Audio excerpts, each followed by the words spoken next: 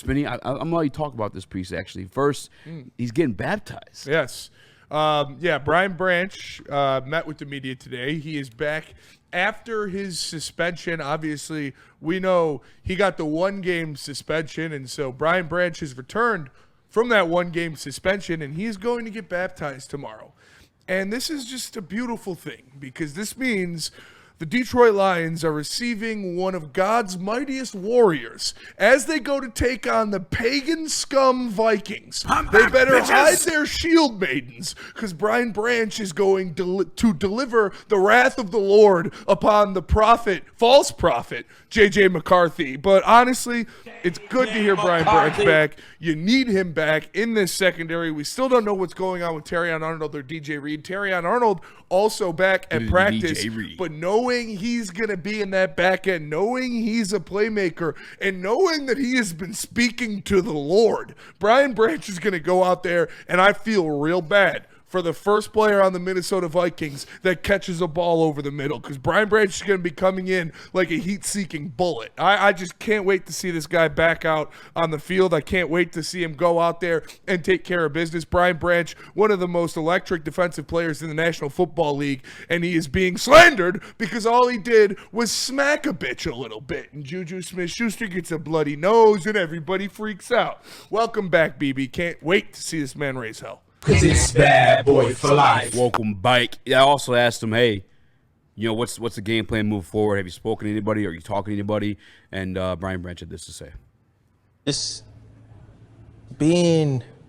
not playing with too much emotions. I feel like I get caught playing with too much emotions, and that brings me to that. And, I still play with the fire, but just in between the whistle. And, now we're going on a playoff run, so ain't none of that. How do you hold it back though? Because it's important too to I'm sure the way you play. You know what I mean? Like taking receivers' heads off, flying around the field. And so how do you sort of toe that line better? How do you hold that emotion back? Honestly, in a way you don't. Just gotta be smarter. Just gotta be smart in certain situations. Coach tells me all the time that they're gonna pick at me during the play or just trying to get me to get out my shell and to retaliate. But he said still play with the fire, just learn how to not retaliate when they do that and just play between the whistle. Do you work with them? I hate to be that guy who, every once in a while there's a loss. Sometimes I feel like we needed that loss. Sometimes I do feel that way, but for Brian Branch, what he said in the beginning, hey, we're going on a playoff run, maybe it's good that happened before that. Yeah. You know what I'm saying? Because the fact that he's going to be practicing that end game, having that suspension, having that moment, having the criticism, it sucks, especially because you're a fan of the guy. You hate to see him go through it. In DNC, so he got bullied and getting baptized. Yeah. It feels like that in some ways, but yeah, he made a great point. Now that we're on a playoff run, that can't happen. No, it can't. He is too important for this defense for something like that to happen again, and especially when you look at these division matchups against the Minnesota Vikings. And I don't know if they've got King Ragnar, Ivar the Boneless, or Bjorn Ironside out there. It's not going to matter. With Brian Branch's new clairvoyance, he is going to go out there and make J.J. McCarthy feel it. I truly believe this guy has the ability, has the skill, and has the just instincts and tenacity to be a first-team All-Pro level safety.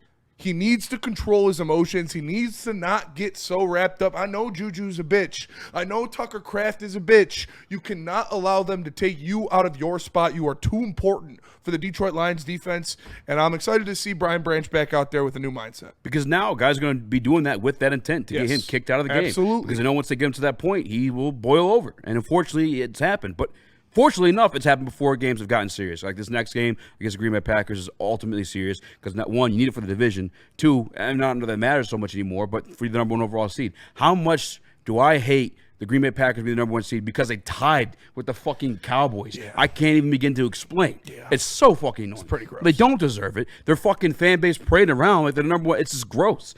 I hate them. They're overrated. I think once the season finally officially rolled on and things have gotten in the groove, they lost to the Browns. They played the Pittsburgh Steelers close. They played, obviously, the Cowboys close. It's just they're not that team. They don't deserve to be there. So we need him for that one, especially. Nick, how you feel about Brian Branch's words and him getting saved? Real quick, Nick, there's a super chat in there from LeBron03. Shout out. He said, Spinmo and Easy. This is why I listen to y'all. Hey, we appreciate the Shout support, out to you. brother. Also, I another just super need chat you to before him, trust too. me. Yep. Michigan at Yeah, 12-12. F. Chris Illich. We need to protest. Hey, we can hit up our guy Sean. He did it with Matt Millen. Maybe you could do it with Chris Illich, too. Yeah. It's harder when it's the owner, but got to start somewhere. It's also hard, too, when you're making the playoffs. Yeah. But in a situation we might lose Chris Illich, it's worth it. Not Chris Illich. I apologize. Derek Scoop. I think a big underrated storyline about the Brian Branch suspension and the bye week is Brian Branch is going to come back a lot healthier, fellas. Not just in his faith, but his actual physical body. Facts. His spirit. You know, and this team's been battling injuries, and this secondary has specifically. So for Brian Branch to be coming back when it seems like this defensive line is really starting to get going, it's going to be turnover city. Brian Branch is going to have some free running back there on some tight ends, you know, some running backs coming out of the backfield. But I think with Aiden Hutchinson and Aleem up front, you're going to see the true Brian Branch get to shine, which maybe you haven't seen over the last year because of injuries. And he still has been, you know, Pro Bowl, all-pro type player. You're going to truly see Brian Branch be able to dial it in on the field. And with this mentality, I think it's just trouble for the rest of the NFC. We're definitely going to talk about JJ, but it's to a point, brother, I'm starting to feel bad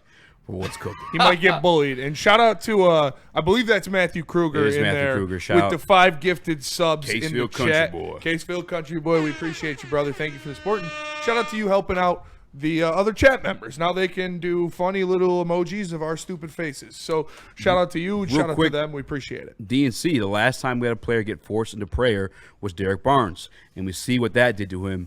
BBDPOY loading. That is true. Derek Barnes was praying to God after they drafted Jack Campbell. And we saw Derek Barnes having a career year. Yep. Probably going to have that same trajectory last year before the injury. I mean, kind of looked that way. He was looking really good. He at the was end looking of the really year. good. The playoffs. I agree. That's a good point. I have one question real quick, too, about the Brian Branch stuff. Or just, like, watching how the safeties, or the legion of whom performed last week with designated roles in this defense. Do you think, as much as great as BB is and roaming around doing what he needs to do you think we should go to that? The fact that it worked with these no-name guys, that we should go back to, like, hey, this is what you're doing on this play versus, hey, do what you got to do? Let Brian Branch be that roamer again is what you meant? Take it away. Oh. Because see how good these guys were when that – when it was locked in? Yeah. No. No, I don't. I think Brian Branch, what he does when you look at intercepting the ball, forcing turnovers, and getting tackles for loss, those are things that you can't really teach, and it doesn't matter how good or how positioned you are. Those are instinct-type plays that we see Brian Branch make all the time. And when this defense has guys like Aleem McNeil and them back, and I do believe that Brian Branch was a little more banged up than I think he wanted people to know. It was game time decision. That ankle was getting MRIs and everything. And you saw he was just a little bit short on a couple of those plays. Was not himself. No. So I think when he's healthy, we'll see him back to getting tackles for loss, getting tip balls, getting interceptions, stuff like that. Yeah, because even like that one where Kelsey, and I'm not even trying to disrespect Travis Kelsey, one of the greatest tight ends of all time, but just a little spin move he did. Yeah. A healthy Brian Branch is not happening. No, to him. or Worthy. He could cut on a dime. We've seen Brian Branch do these things, and he couldn't in that game. Like missing a tackle on Worthy, that if Brian Branch is 100%, that would never happen. I agree. Nick, you put your hand up. Just banging the glass like a hockey player. Makes sense. Getting Chris's attention like always. I'm always just fighting for his attention in the booth. We got sound for Dan Campbell that we'll get to, but after we tell you.